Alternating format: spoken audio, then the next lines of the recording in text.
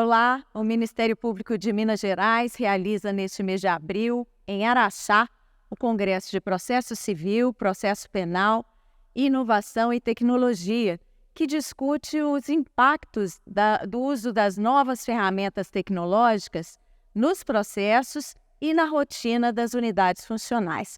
Uma das palestras é sobre os aspectos processuais controvertidos do Tribunal do Júri, proferida pelo promotor de justiça do Mato Grosso, Antônio Sérgio Piedade.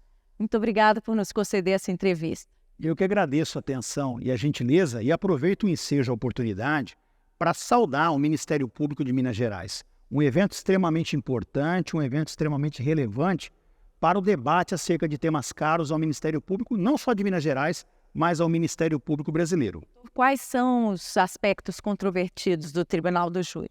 Nós temos vários aspectos controvertidos, mas nós temos alguns que merecem o nosso destaque. Um deles é o tema 1087, de repercussão geral no Supremo Tribunal Federal, que debate exatamente a compatibilidade do princípio da soberania dos vereditos no Tribunal do Júri com a recorribilidade, ou seja, com o manejo recursal por parte do Ministério Público diante de uma decisão injusta, manifestamente contrária à prova dos autos. O que é uma decisão manifestamente contrária à prova dos autos? É aquela que se divorcia por completo do conjunto probatório que está no processo, tanto no sumário da culpa como na instrução em plenário. Isso acontece porque o júri é leigo? O júri é composto por pessoas do povo. A instituição do júri ela é uma instituição de conotação nitidamente democrática. Nós defendemos o júri, a participação popular nos rumos do sistema de justiça. E muitas vezes nós temos o risco de um caso envolvendo grupos de extermínio, milícias, organizações criminosas, minorias, racismo ou mesmo um feminicídio, de termos uma absolvição injusta, desarrazoada, que se afasta do conjunto probatório. Então, o grande ponto é nós compatibilizarmos o eventual recurso nesses casos tópicos e pontuais para que o tribunal, na sua devolutividade limitada, que é mitigada e restrita, ele não converta uma absolvição em condenação, mas ele anule o júri e devolva para que a sociedade tenha uma nova oportunidade de debater aquele caso. E isso é importante por quê? Porque o Brasil sofreu 13 condenações da Corte Interamericana de Direitos Humanos.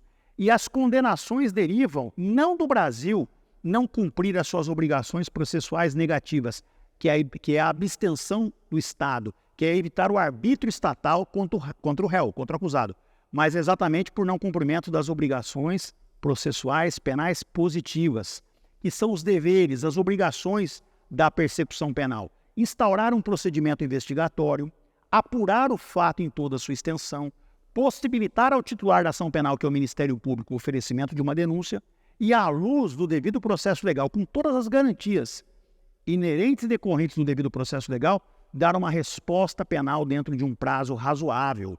O grande ponto que a Corte Interamericana de Direitos Humanos vem salientando é o problema afeto à impunidade.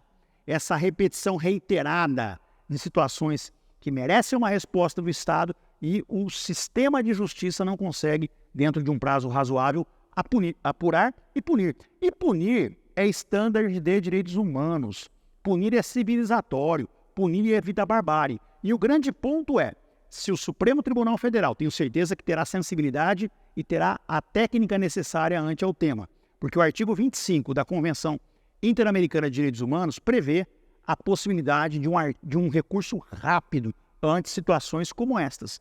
Então veja, o grande ponto é, se nós vedarmos a possibilidade recursal, nós teremos o trânsito em julgado e o risco de novas condenações do Brasil na Corte Interamericana de Direitos Humanos. Eu queria que o senhor destacasse alguns desses casos, desses 13 casos de condena. Nós tivemos o caso Márcia Barbosa, um problema relacionado a um feminicídio na Paraíba, a imunidade parlamentar que serviu como escudo protetivo para uma impunidade lamentável no estado da Paraíba. Nós tivemos o caso do Admir Herzog, nós tivemos o caso da fábrica de artefatos do Recôncavo Baiano, nós tivemos vários casos emblemáticos que o Brasil não conseguiu instaurar uma investigação e produzir uma resposta à luz da lógica da prova. Eu perguntei se isso acontece muitas vezes, esse tipo de absolvição em casos assim, porque o júri é leigo. Mas muitas vezes o problema está na condução do processo, na apresentação dessas provas, no esclarecimento, né, dessas provas. A absolvição ela pode acontecer, sobretudo se não há prova. O problema é quando há um conjunto probatório que demonstra a responsabilidade penal do acusado e muitas vezes o jurado absolve por uma questão de orientação ideológica. E nesses casos permeados envolvendo racismo, envolvendo machismo estrutural, envolvendo minorias, envolvendo milícias, grupos de extermínio, podem levar o jurado a absolver, por exemplo, por temor reverencial dos integrantes de um grupo de extermínio, ou por uma orientação política absolver um feminicida. E isso é muito sério e muito grave. O jurado ele julga de acordo com a íntima convicção. O juiz togado, livre convencimento motivado ou persuasão racional. A magistratura togada pode se equivocar, mas ela está sujeita a recurso. Agora, veja, o quesito obrigatório, o jurado absolve o acusado, que veio em 2008 com a Lei 11.689, que aglutina todas as teses defensivas, não deu ao jurado, que é juiz, poderes peremptórios, poderes absolutos. O erro é inerente à atividade jurisdicional, à atividade judicante.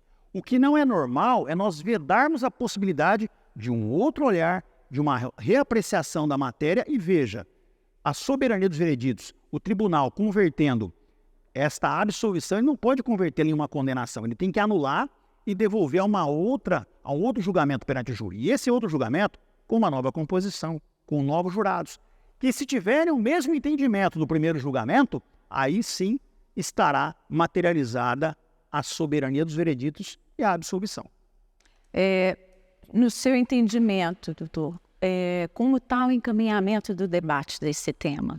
Olha, o Supremo Tribunal Federal, nós temos um referencial de alguns ministros que, no âmbito das turmas, já manifestaram a sua posição.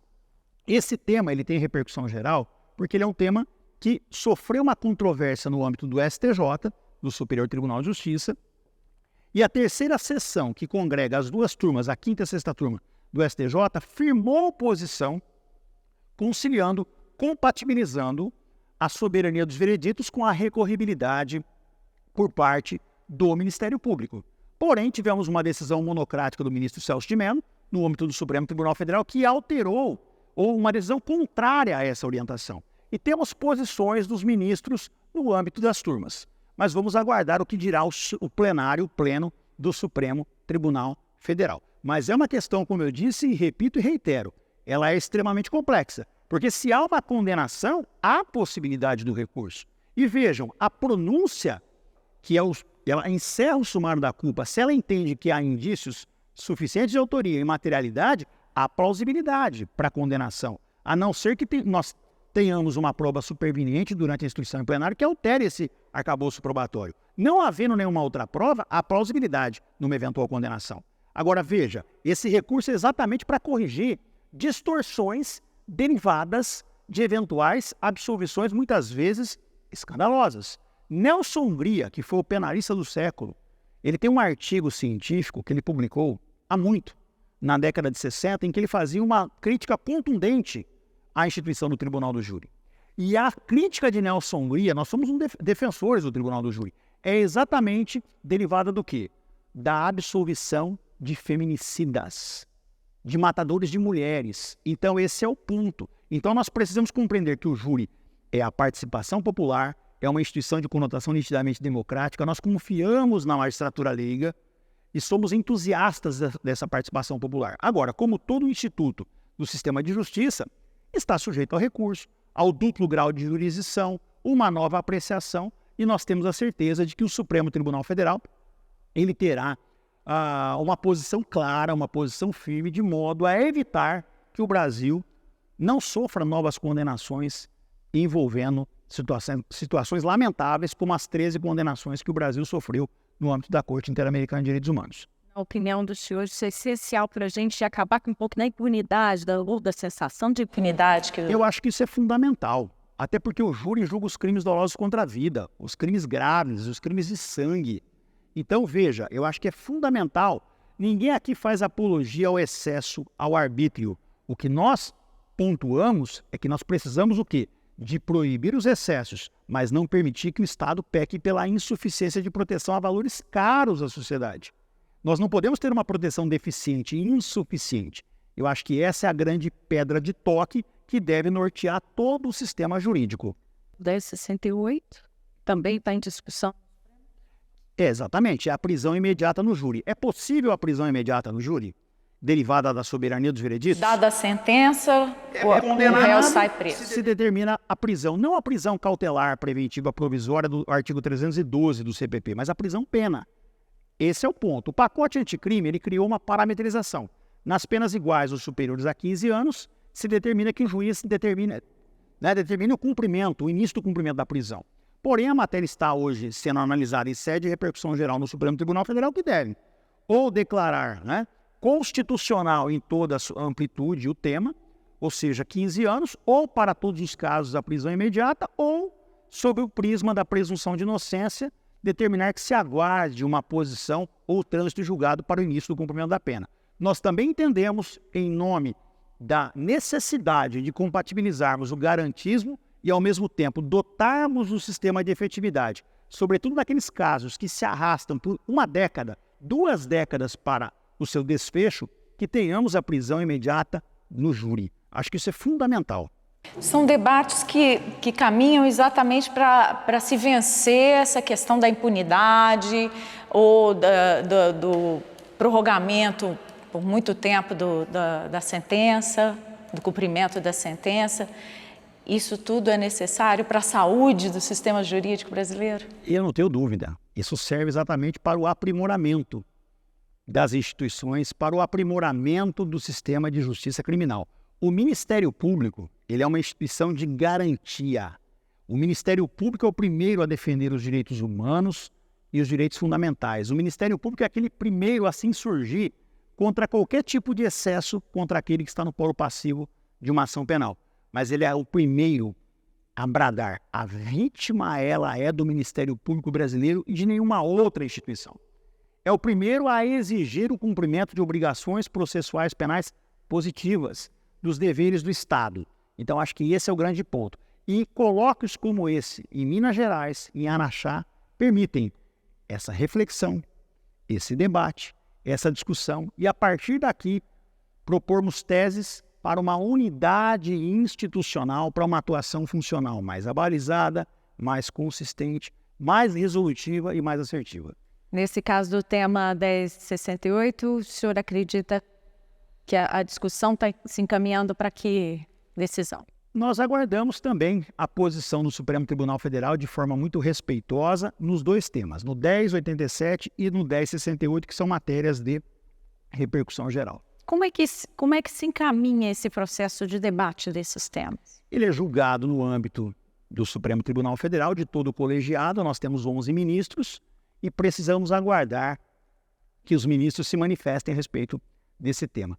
No 1087, a repercussão geral foi reconhecida pelo ministro Gilmar Ferreira Mendes, ou seja, ele pontuou da necessidade de uma uniformização, não é? É uma matéria de repercussão geral porque há uma divergência e o Supremo, que é o Poder Judiciário, precisa o quê? Dotar o sistema de segurança jurídica, ou seja, tratar igualmente situações semelhantes. No caso do tema 1068, o relator é o ministro Barroso. Qual que é a tendência de julgamento dele nesse caso? Olha, na questão relacionada à prisão imediata no júri, nós temos alguns precedentes. Um deles é o habeas corpus 118.770, cujo voto condutor, o relator é o ministro Barroso. E ele enaltece e pontua exatamente a necessidade do sistema de justiça compatibilizar o garantismo e a eficiência. Ou seja, uma resposta dentro de um prazo razoável, neutralizando os excessos do Estado contra o indivíduo que está no polo passivo de uma ação penal, mas que o Estado consiga vencer a impunidade, que o Estado consiga vencer a morosidade. A duração razoável do processo é fundamental, evidentemente sem se afastar dos direitos fundamentais, tanto do acusado como das vítimas. O Ministério Público participa desse debate, coloca a sua posição para o Supremo nesse debate? Como é que é a participação? Nós temos o Procurador-Geral da República, nós temos, além do Procurador-Geral da República, vários procuradores gerais de justiça que se habilitaram como amigos da Corte, amigos cúria.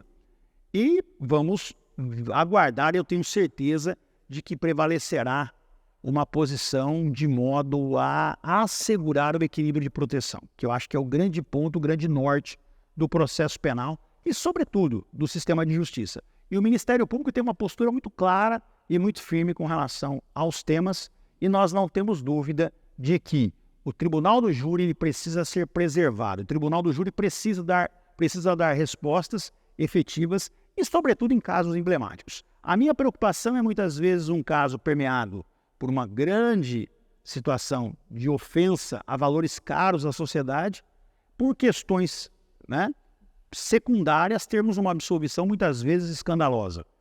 E você, a partir daí, retirar do Ministério Público, que exerce parcela da soberania do Estado, a via recursal, isso é muito severo, isso é muito grave. Mas eu tenho certeza que prevalecerá o bom senso.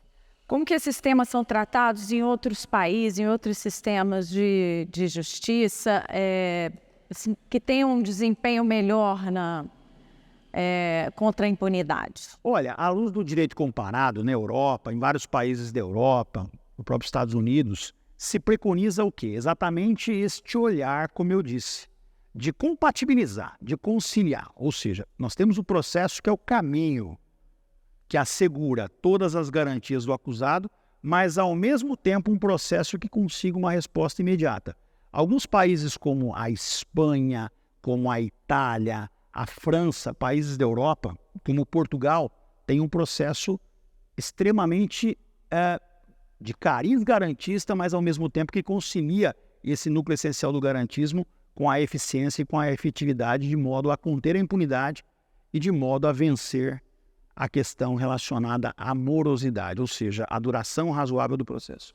Nos Estados Unidos não é possível se julgar uma pessoa uma segunda vez pelo mesmo crime, né? Hoje nós tivemos a notícia da morte do O.J. Simpson, que é um caso emblemático, né, de uma absolvição, né, um caso polêmico, né, de feminicídio, inclusive. Como se esse debate existe nos Estados Unidos hoje? Existe. Eu acho que todo país do mundo, todo país democrático, todo país com grau civilizatório, ele assegura duplo grau de jurisdição. Ou seja, nós precisamos de um recurso, de um novo olhar. Por que o recurso? Ele é íncito à falibilidade humana, à irresignação que todos temos. Então, todos os países, Estados Unidos e os países da Europa, o próprio Brasil, nós temos a perspectiva da possibilidade do duplo grau de jurisdição, né? Ou seja, de um novo olhar acerca de um mesmo fato. Muito obrigada pela sua entrevista. Prazer conversar com o senhor e sucesso na palestra. Eu que agradeço e parabenizo. Parabenizo o Dr. Jarbas, doutora Hélida, Dr. Pablo, por este importante e relevante evento que, com certeza, trará frutos não só ao Ministério Público Mineiro, mas a todo o Ministério Público Brasileiro. Muito obrigado. Obrigada. Confira as outras entrevistas do Congresso promovido pelo Ministério Público de Minas Gerais aqui em Araxá na nossa playlist no YouTube. Até!